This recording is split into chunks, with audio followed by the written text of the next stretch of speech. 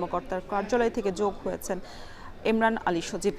সজীব, একেবারে তো শেষ মুহূর্তের প্রস্তুতি চলছে, ভোট কেন্দ্রগুলোর কি অবস্থা, কেমন প্রস্তুতি দেখছেন এবং বিশেষ করে আইনশৃঙ্খলা বাহিনীর কি অবস্থা?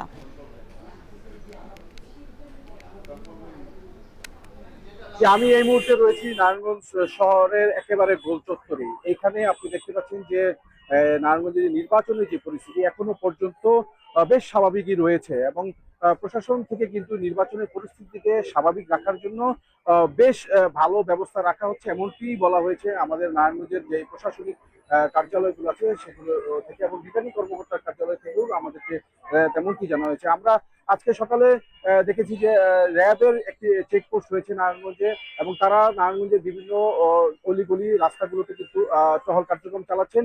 পাশাপাশি অন্যান্য যে আইন শৃঙ্খলা বাহিনী আছে তারাও কিন্তু আইন শৃঙ্খলা পরিস্থিতি স্বাভাবিক রাখার জন্য কাজ করে যাচ্ছেন। এছাড়া আপনি একটু বলে দিই যে নারায়ণগঞ্জে এই যে নারায়ণগঞ্জে মোট সংসদীয় আসন হচ্ছে 5টি। এই 5টি আসনে মোট ভোটার হচ্ছে প্রায় 24 লাখ এবং এখানে কেন্দ্র রয়েছে প্রায় 797টি।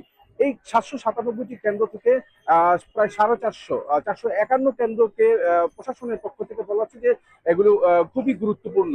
তো এই গুরুত্বপূর্ণ কেন্দ্রগুলোকে কেন্দ্র করে প্রশাসনের পক্ষ থেকে আলাদা নজরদারির ব্যবস্থা করা হয়েছে এবং আইন শৃঙ্খলা পরিস্থিতি স্বাভাবিক রাখতে সেখানে কিন্তু অতিরিক্ত আইন শৃঙ্খলা বাহিনী মোতায়েন থাকবে।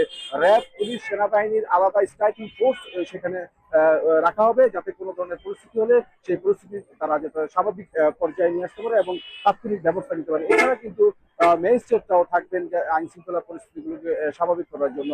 আপনি জেনে থাকবেন যে আজকে সকালে নারায়ণগঞ্জে কিন্তু যে প্রচারণা তা কিন্তু শেষ হয়ে গিয়েছে এবং প্রার্থীরা কিন্তু এখন কোনো ধরনের কোনো প্রচারণায় নেই এবং নারায়ণগঞ্জে প্রচারণার সময় আর কোনো ধরনের এখন পর্যন্ত কোনো বড় ধরনের খবর পাওয়া যায়নি।